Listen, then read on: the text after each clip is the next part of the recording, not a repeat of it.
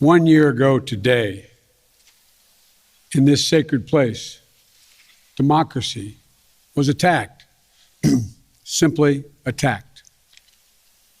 The will of the people was under assault. The Constitution, our Constitution, faced the gravest of threats.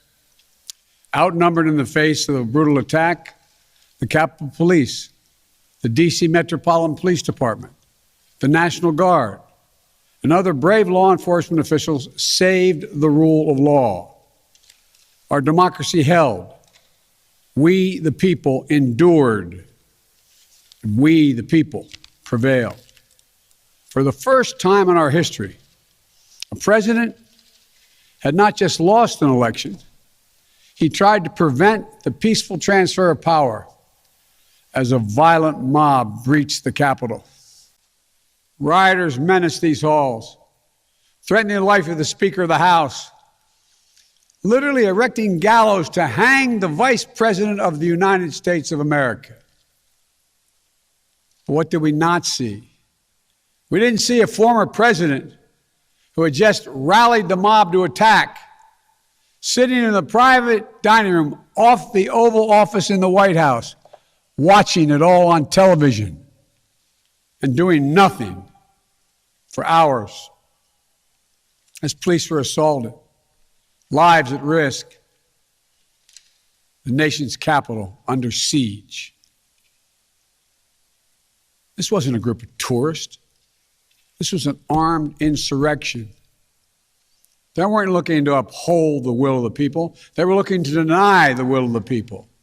They weren't looking to uphold a free and fair election. They were looking to overturn one.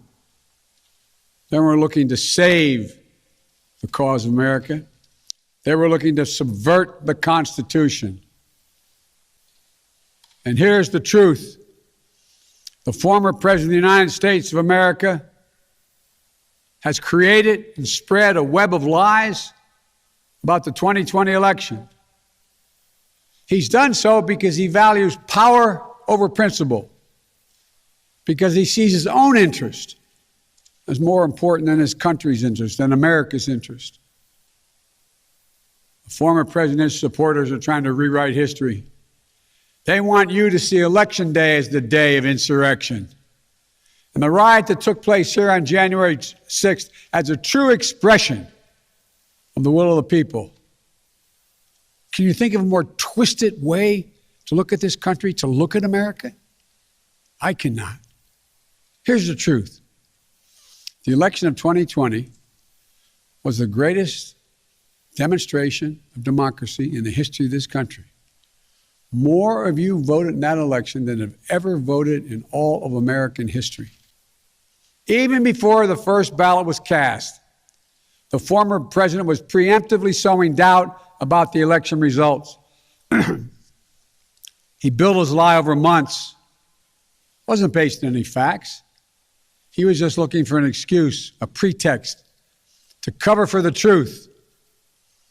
He's not just a former president. He's a defeated former president. A former president who lies about this election. And the mob that attacked this Capitol could not be further away from the core American values.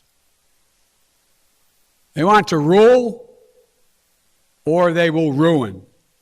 We are in a battle for the soul of America.